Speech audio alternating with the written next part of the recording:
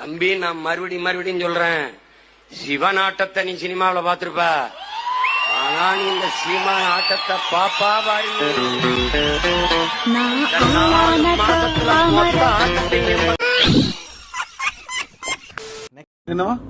நான் ரெடி, நீங்க ரெடியா? என்ன சொல்றாருன்னு சொல்லுங்கண்ணே. அவன் புதைக்கலாமா எரிக்கலாமா நம்மள சேர்த்துக்கிறான்பா. நீனாப்பா நீ என்ன வேற கூப்பிட்டு ஓரம் கட்டி லெப்ட்னா நீ என்ன சொல்லுங்க. நீங்க என்ன படிச்சீங்க? ஒன்று 10 குறள் சொல்லுங்க டக்குனு. நான் சொல்லிட்டா என்ன பண்றேன்?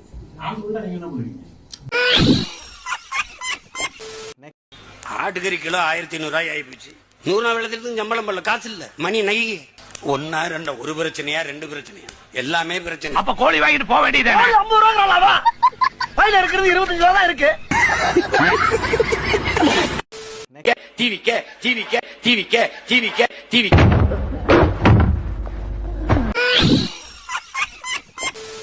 இல்ல, நாங்க தமிழ் தாய் வாழ்த்தையே மாத்துறோம். அது அந்த பாட்டு இல்ல, நாங்க வேற பாட்டு வைக்க போறோம். நாங்க அதிகாரத்துக்கு வரும்போது வேற பாட்டு இருக்கும். கண்ணாடி பாக்கையில அங்க முன்னாடி மோகம்தான்.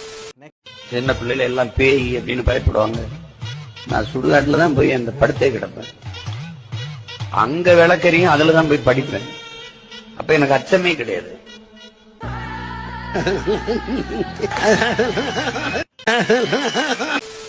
சத்தியத்தின் மகன் நான் சத்தியம் தான் பேசுவேன்.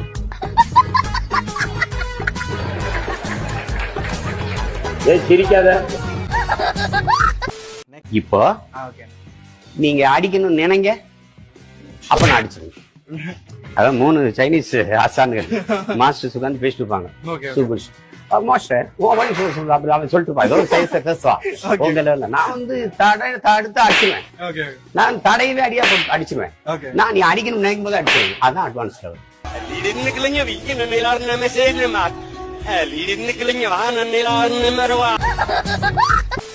உலகத்துல கல்லு கடை கல்லூரி வாசல்ல திறந்தது எங்க கல்லூரியில தான். அப்படிங்களா? ரொம்ப சந்தோஷம். புறப்படலாங்களா?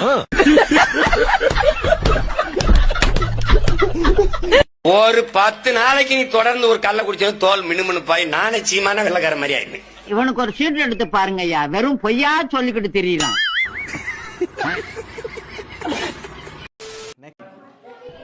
மச்சான் அங்க பாரு, சாரு சொல்ல தெரியல.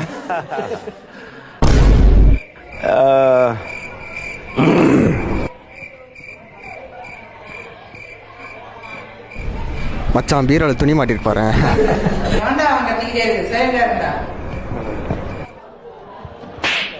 எவன்டா அது? நடுவுல இருக்கான், எந்திரா முதல்ல.